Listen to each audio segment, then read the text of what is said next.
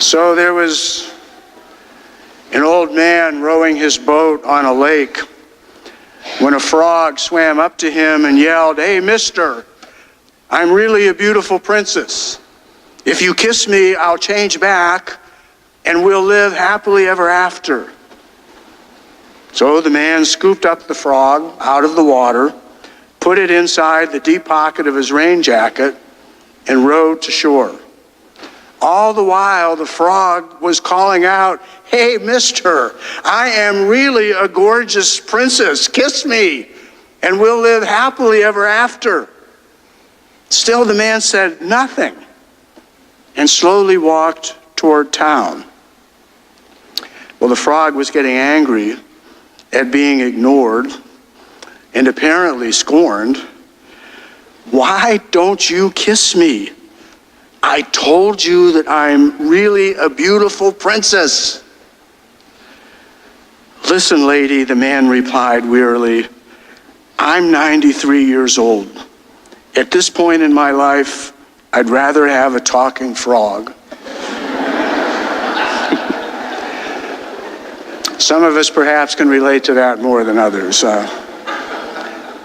But we might say that the mistake made by the frog princess in that story is that she's expecting the man to think like, a man.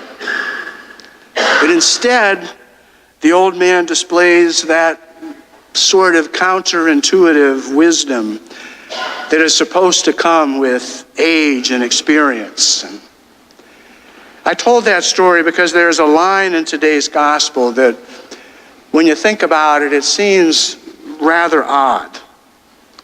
Jesus, in his angry rebuke of Peter, says that the disciple is thinking as a human being does.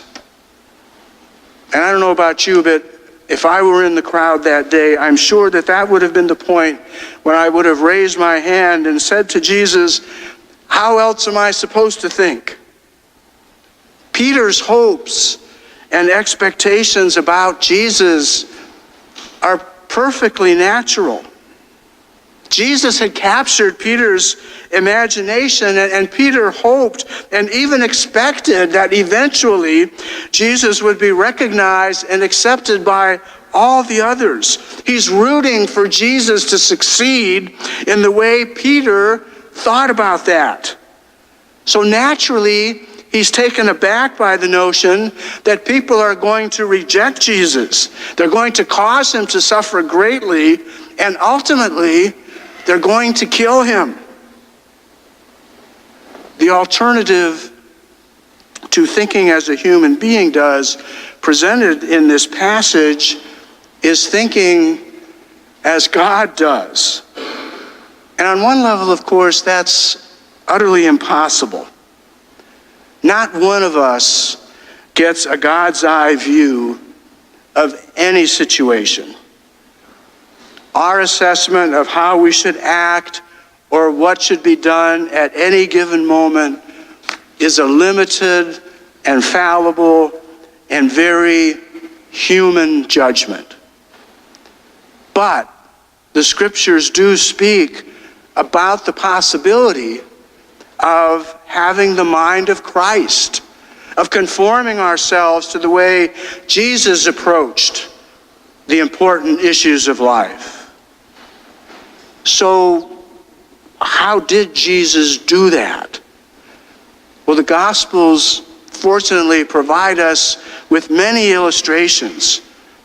We see, for instance, that Jesus reached out to others even when that outreach was scandalous. There are many instances where Jesus was less concerned about his own prestige and the way people would perceive him than he was about doing what was the just and the compassionate thing at that moment.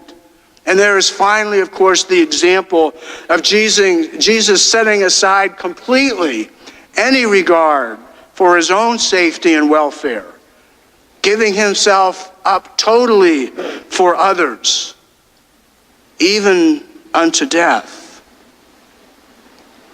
So on this day, Jesus assures us that the pursuit of the Christian life is certain to entail hardship and sacrifice if it is taken seriously.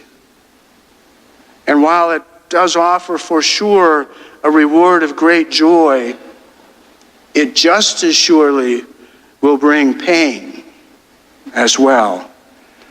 I am certain that every single one of us gathered here this morning has a personal example of cross-bearing. And our Catholic Church, too, in various ways, draws our attention to individuals that have taken the Christian life seriously. For example, in just 4 weeks now, the martyred Archbishop of San Salvador, Blessed Oscar Romero, will be canonized as a saint. And his life was certainly characteristic of a saint, including fidelity to God and surrender to God. He forgave his enemies and sought peace and justice in love. He was ready to die for God. He was ready to endure vicious judgment. For him, holiness was developed within the community of El Salvadorans whom he served. And it was something sought after for sure, but he understood that it was mostly a gift. It came from God, but it was experienced through his service to the good people of El Salvador. I've shared with you before in various ways my admiration for him and the significance of his life and death in my own faith journey. I had the great privilege of being in El Salvador and Guatemala just a little over 10 years ago, and while in El Salvador, we traced in some ways Bishop Romero's life and experienced something of what Bishop Romero experienced. And I have to tell you, I came back from that different. If you haven't picked up a bulletin today, please pick one up on the way out. And I put a little article in there, some information about a two-part series on Sunday evening, October 7th, and Sunday evening, October 14th, that I'm going to present here to coincide with his canonization. And it would be a great blessing to me personally to share this with you. And I believe that you too will be blessed by attending. We're gathered here this morning, and we gather in Jesus' memory.